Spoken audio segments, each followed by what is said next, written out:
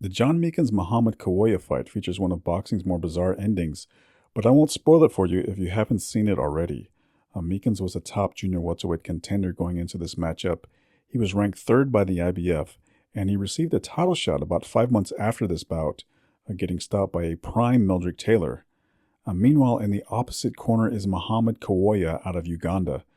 He is the younger brother of former junior middleweight champion Ayub Kalule, and like Kalule, he has spent the majority of his career fighting out of Denmark. There was a rematch scheduled 2 months after this fight with Meekins, but Kawoya pulled out because of a throat infection. This fight was Kawoya's last appearance in the ring. It looks like he remained in New York, where he found work as a stock person in a pet store, a workplace that he eventually sues, and that is the last public record on him. It's scheduled for 10 rounds. Obviously, that Kawoya has fought lesser opponents than Meekins, that is obvious. He's fought the majority of them except one in Europe, mainly in Copenhagen. So there's nothing really to gauge except to say that Meekins has an immense edge in experience and ability, but will the southpaw pose a problem for him? He has faced some southpaws before, John Meekins. He's faced some guys that switch back and forth. Mike Mungin switches. He faced Joey Farrell, who switches back and forth. Grant Walters, who was in fact a southpaw. Meekins felt Kawoya would try to be very aggressive with him. So far, Muhammad hasn't been able to really get inside that much. There's the hook by Meekins. Well, Muhammad wisely being cautious against this man. There's so many obvious skills to use against him. Just seconds left in the first round. It's the main event, and it's scheduled for 10. Stay with us. We'll back with you for the second round of the main event. John Wesley Meekins on the left, white trunks against Mohammed Kawoya of Uganda, now fighting out of New York City.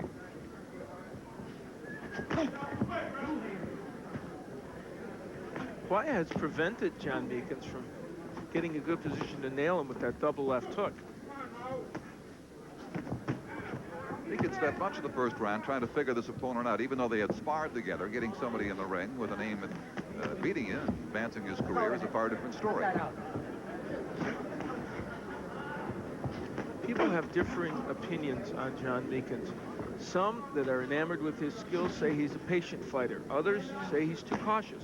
There's the double left hook. There it is. That's what Meekins needs to do in this fight.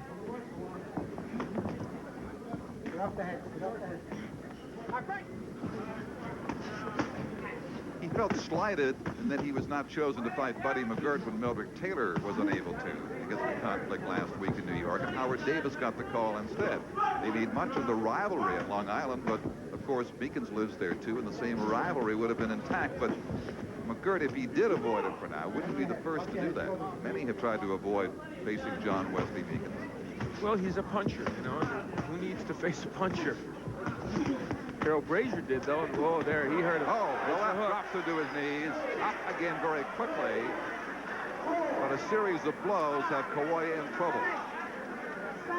And that's exactly why somebody defending a championship or approaching one will think twice about fighting Meekins, because the power must be respected. You talked about it, Al. Over 40 seconds for Kawoya to get out of this second round. Good move by Meekins, not letting Kawoya lay on him. And the right hurts Kawoya. He'll be gone very soon now.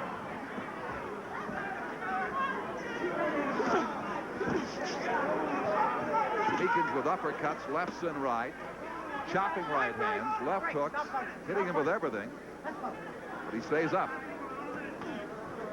Took back right.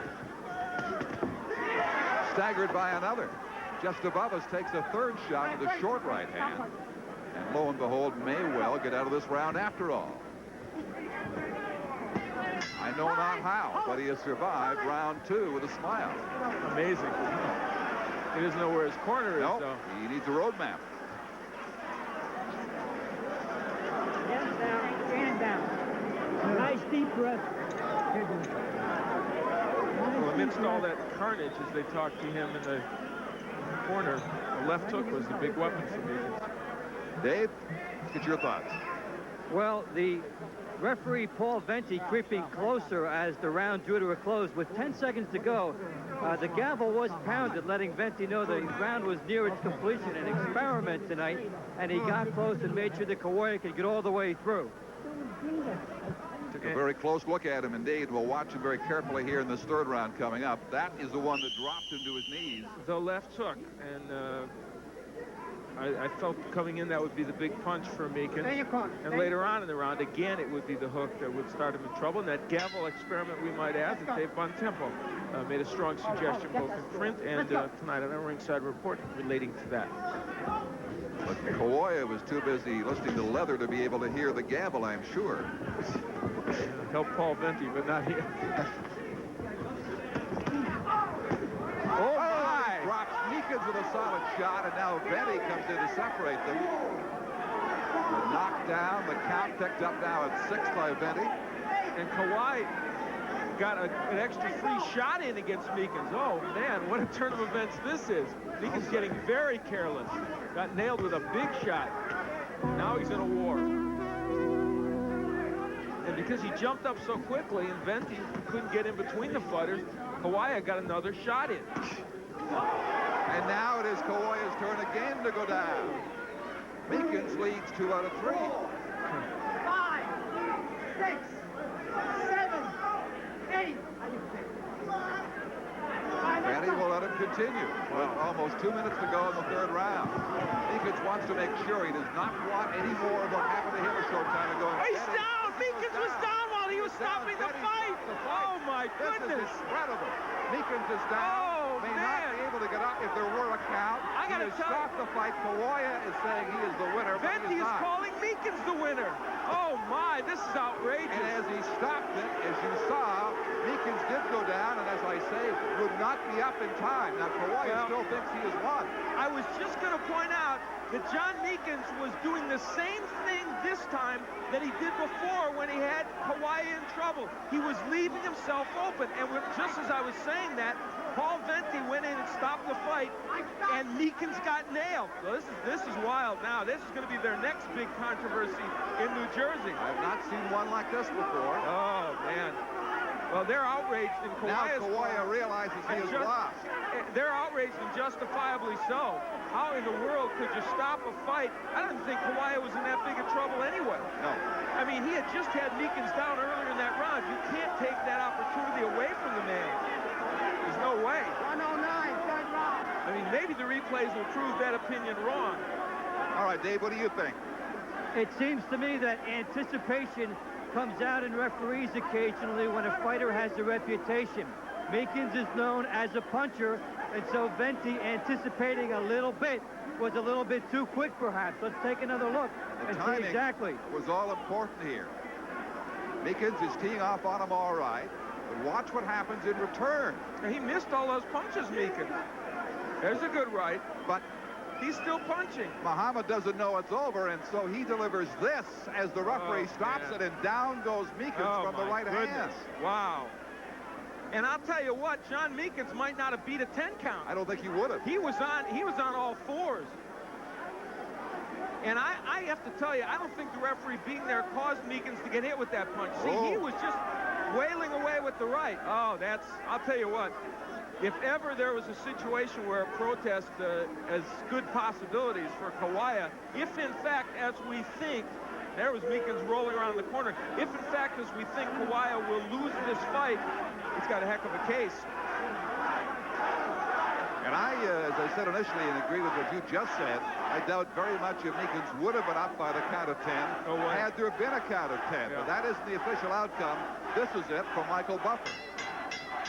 Ladies and gentlemen, from Resorts International Casino Hotel here in Atlantic City, New Jersey, referee Paul Venti stopped the bout at 1 minute.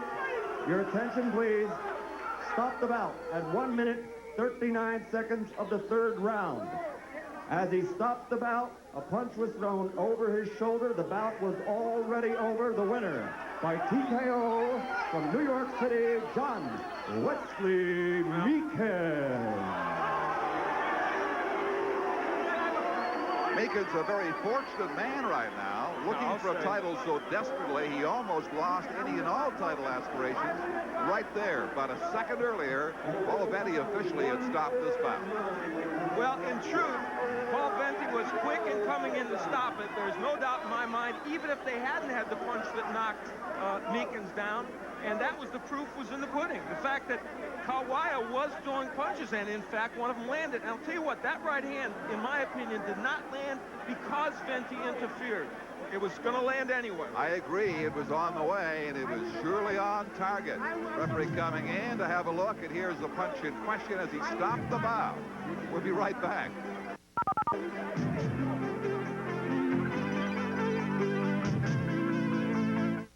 Let's try to piece it all together now. Here's Al Bernstein. Well, the controversies continue here in Atlantic City, and for this young man, Mohammed Kawoya, not a pleasant situation. Okay, you feel very much, I guess, that you won the fight. That's right, I won the fight. I knocked him out. He hit me, then I went to a rope, then I punched him, and the referee stopped the fight. After the man is on the canvas, yeah, he was finished. He couldn't wake up, he couldn't stand up, and the referee just started because they are favoring him. Yeah. No, I won the fight. I know because my friend. Okay. I knocked him out, and you know it. All right, let's take a look at it, Mohammed. Look down there at that monitor if you can. Right over there, you're going to see it. Yeah. No, you see. Then, no, see, he was still dropping, and the referee came between. See, you see. There's the right hand. Now, let me ask you this. Okay, fine. Let me ask you this now. Were you hurt were you at that point hurt enough that you thought the referee might step in? No, I didn't think that one. Okay. Because the punch was moving. The man was still hitting me. Yeah? Do you think the punch would have landed if the referee had not stepped in? Even if he didn't stop in, the punch was landing there. Because Mikkel was already dropped his hand, and then the punch was there. Well, I knocked Mikkel out. Okay. I've already knocked Mikkel out. And I swear, even if there's not much, I knocked Mikkel. Mikkel knows.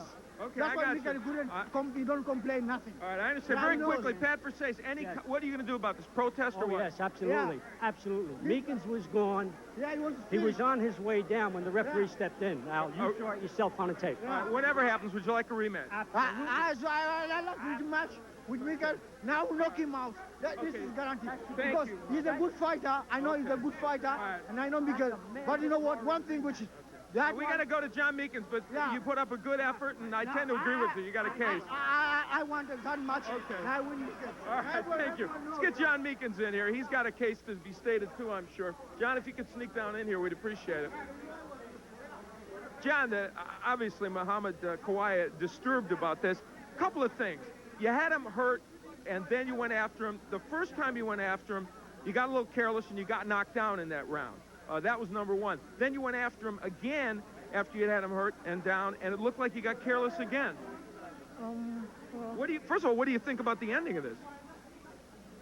All I know is that, there was a lot of commotion. The referee wasn't really stepping in and making his presence known. It's like, as if a fly was going around you, and you don't really know what's around you. If the referee, has to be a little more forceful. If he wants to stop the action, whatever, he has to get in, he has to be heard. I never knew the referee was around until I felt a bump from my back. Well, would you have been hit with that right hand if the referee wasn't there? Absolutely, positively not. I felt the disturbance on my back while I was attacking the man. While I'm concentrating on the man, I feel something coming from, the back of me. My concentration is diverted, and then that's when I got hit. Okay, John. Well, thank you, and you get the W, at least for now, anyway. Well, Dave Bontempo has got the officials here in New Jersey, and they'll help shed some light on their decision.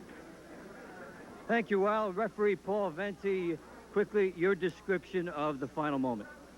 I stepped in and waved Meekins away to stop the fight, and a punch was thrown over my shoulder. Take a look at it again for us and go through. I guess you're a little bit blocked here. You won't quite see it. A little bit of confusion there in front, Paul. A bang-bang call for you, obviously. I stepped in and stopped it. Some initial thought that there might have been a little anticipation. What made you step in at that point? I stepped in because he looked tight to me, so I had to step in and stop that fight to protect him. And he hit Meekins over my shoulder. I never saw the punch. But I was in to stop that fight, to protect that kid from not getting hurt. Okay, we're going to try to get Larry Hazard, the commissioner here in New Jersey, over to make a quick statement.